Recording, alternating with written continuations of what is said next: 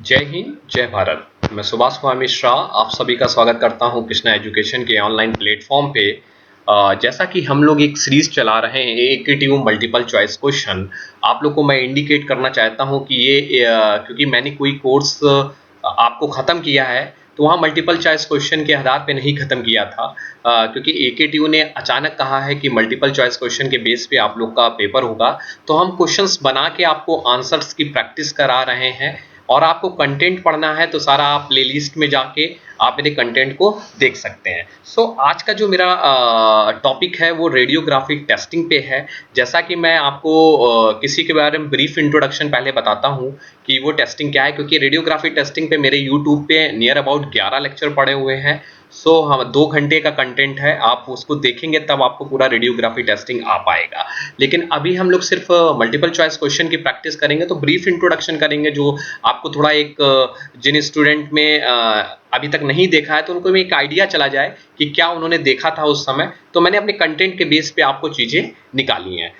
आज की टैगलाइन है कि एक ही बार में स्वाहा। हम रेडियोग्राफी टेस्टिंग को एक ही बार में स्वाहा करेंगे और इससे बेस पे क्वेश्चन नहीं, नियर अबाउट यहाँ पे 60 क्वेश्चन की एक सेट लाया हूँ जो डिफरेंट आपके वीडियोस में आएगा, जो इसी वीडियो की एक श्रृंखला पूरी डाल दी जाएगी। हम स्टार्ट करते हैं अपने रेडियोग्राफी इंस्पेक्शन के बारे में, जिसको टेस्टिंग भी कहते हैं और इंस्पेक्शन के भी नाम से जाना जाता है। आप रेडियोग्राफी इंस्पेक्शन, आपको मालूम है कि एक परफॉर्म जो किया जाता है, इट इज यूज्ड एक्सरेज। यहाँ पे एक्सरेज को हम लोग यूज करते हैं और गामा रे को यूज करते हैं।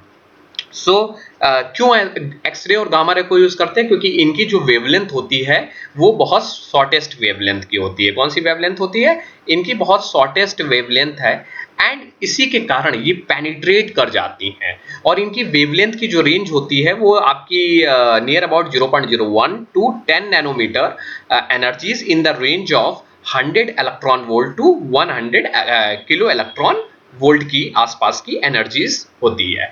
दैट्स वाई अब एक्सरे को हम लोग कैसे जनरेट करते हैं? एक्सरे को जनरेट करते हैं एक्सरे ट्यूब से, जिसका भी हम लोगों ने पूरा फंक्शन बताया। उसमें क्या होता है, एक तरफ एनोड होता है, एक तरफ कैथोड होता है। वहां से हम इलेक्ट्रिकल सप्लाई देते हैं और वहां पे इलेक्ट्रॉन जनरेट होता है, वो टारगेट पे हिट करता है और वो टारगेट से उस जगह जब हिट करता है तो वहां पे सडन हमारी हीट जनरेट होती है और एक्सरे बीम जनरेट होती है। That's why X ray tube is a vacuum tube होता है दैट कन्वर्ट इलेक्ट्रिकल इनपुट, मतलब डीसी सप्लाई को, into a power, into a X rays में कन्वर्ट कर देता है। तो ये बेसिक हमने आपको दिया। यहाँ पे कोई सेट पे नहीं कोई नया यूजर है जो ये सोचे कि इतनी जल्दी रेडियोग्राफी इंस्पेक्शन को खत्म कर दिया, तो मैं गलत बोल रहा हूँ। रेडियोग्राफी इंस्पेक्शन मैंने 2 घंटे से 3 घंटे 12 लेक्चर में पूरा खत्म किया है। आप लोग जब तक उसको नहीं देखेंगे तो आप बेसिक नहीं जा सकते हैं लगाने के लिए। आप क्वेश्चन से ऑब्जेक्टिव क्वेश्चन को कितना रटेंगे? ऑब्जेक्टिव क्वेश्चन पेपर सेटर के ऊपर डिपेंड करता है कि वो क्वेश्चनों को घुमा देगा, लेकिन जब आप चीजों को पढ़ेंगे तो आप डेफिनेटली वहां क्वेश्चन के बेसिक ओरिजिन पे पहुंच जाएंगे। तो ये बस मेरा एक आइडिया है कि आप ले लीजिए, आप थोड़ा भूलिए नहीं। तो property of X rays and gamma rays क्या है? They are invisible and travel at the speed of light, they propagate in a straight line, बिल्कुल सही है, passes through the space, they are not affected by electric and magnetic field, that is the most important, they are capable of ionizing gases and also change the electrical property of solid and liquid, they are capable of blackening of photographic film, ये बहुत है, blackening कर जाता है photographic film. जैसे आप x ray कराते होंगे तो एक जिस तरह की फिल्म होती है उसको फिल्म कहते हैं, जहां पे आप एक्सरे देखते हैं। That's why they can a blackening photographic limit. ये दिस इज द प्रिंसिपल। मैंने एक फिगर काट के रखी है अपने से। तो इसमें क्या होता है, जिस टेस्ट ऑब्जेक्ट को हमने ऑब्जर्व करना है, नीचे क्या होता है, डिटेक्टर होता है, ये प्रिंसिपल होता है, ऊपर से एक्सरे सोर्स लाइट इम्पिंग्स करेगी और ये यहाँ से पास होगी। जो लाइट हमारी नहीं यूज की होती है वो आपकी स्कैटर्ड हो जाएगी, कहीं इधर उधर चली जाएगी, एटोनेशंस हो जाएगा जिनको कहते हैं, और जो फिल्म होगी वो ब्लैक स्पॉट में हमारी जनरेट हो जाएगी। इसके बाद हम फिल्म प्रोसेसिंग करेंगे। फिल्म बेसिकली किस तरह के होते हैं? तो film basically film consist of base metal. एक बेस मेटल होता है प्लास्टिक शीट का एंड उसके ऊपर इमल्शन की कोटिंग होती है, और ये इमल्शन की जो इमल्शन जो होता है containing the radiation sensitive silver halide crystal होते हैं, which are usually silver bromide कभी कभी हम लोग यूज करते हैं, लेकिन ये इंटेंसिफाइव स्क्रीन में नहीं यूज होता है, ठीक है। ये सिर्फ हम लोग जेन्युइन जब हम लोग रेडियोग्राफी इंस्पेक्शन करते हैं तब सिल्वर हैलाइड का यूज करते हैं।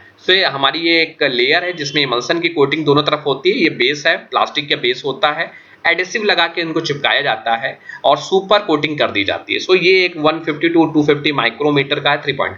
आप देखिए जब इनके ऊपर लाइट पड़ती है तो इनके जो बेसिक फिनोमिना होता है उसको भी मैंने थोड़ा सा जिक्र किया है। जब इनके ऊपर लाइट पड़ती है so latent image is formed होता है by interaction of the electromagnetic radiation. जब लाइट्स एक्सरेज पड़ेगा तो यहाँ पे लेटेंट इमेज फॉर्म होती है जो हमारे लिए काम की नहीं, क्योंकि हम इसको मैग्नीफाइड इमेज में चेंज करते हैं। So bromine atom have with the silver bromide crystal, तो ब्रोमाइन एटम है एक्वायर्ड द नेगेटिव इलेक्ट्रॉन, ये नेगेटिव इलेक्ट्रॉन में ब्रोमाइड एटम नेगेटिव इलेक्ट्रॉन में and become bromide ions and this is the imperfect crystal, ये imperfect crystal है। A latent image on photographic film is an invisible, ये invisible होता है and produced by exposure of film to the light, और जब इसको film processing करते हैं तब हम इसको देख पाते हैं।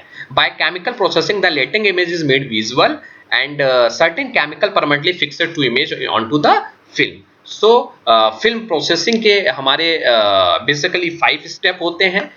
That is a development, जो development agent give an electron to convert the silver halide grain to metallic silver में कन्वर्ट करते हैं।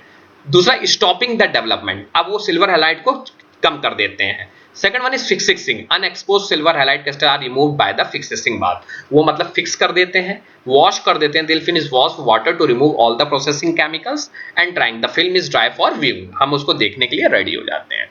जो एक्सरेज का इंट्रैक्शंस है वो basically Compton scattering, Compton effect, pair production and Rayleigh scattering and photo distincting, ये सब हम लोग डिस्कस कर चुके हैं। बस हम बेसिकली आपको एक ओवरव्यू दे रहे हैं कि क्या है इन सब चीजों में। क्वालिटी ऑफ गुड रेडियोग्राफी में एक रेडियोग्राफिक डेंसिटी होती है, कितना इंटेंसिटी ऑफ लाइट आई हो, कितना पेनिट्रेट कर गई, दैट इज द जो इसका रेशियो होता है, that is called density.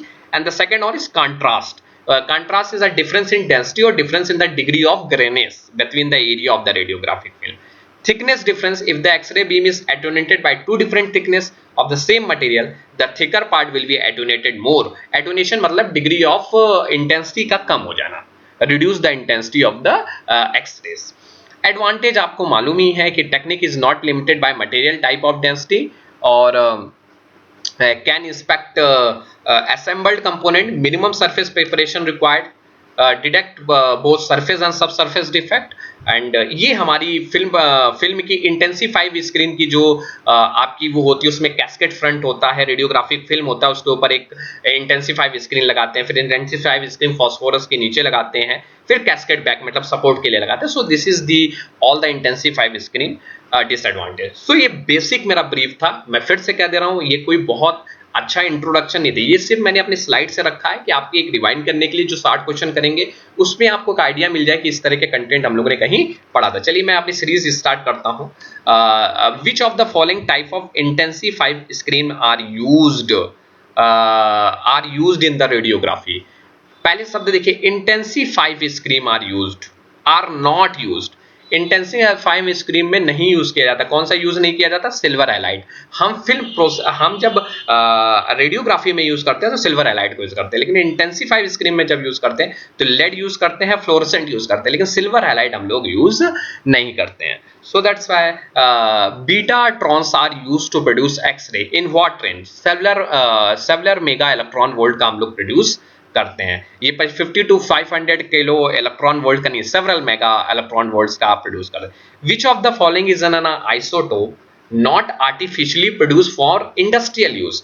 Artificial produce नहीं, आप रेडियम 192 को आर्टिफिशियली प्रोड्यूस कर सकते हैं, कोबाल्ट 60 प्रोड्यूस होता है, लेकिन radium 226 is not produce artificially produce for industrial use.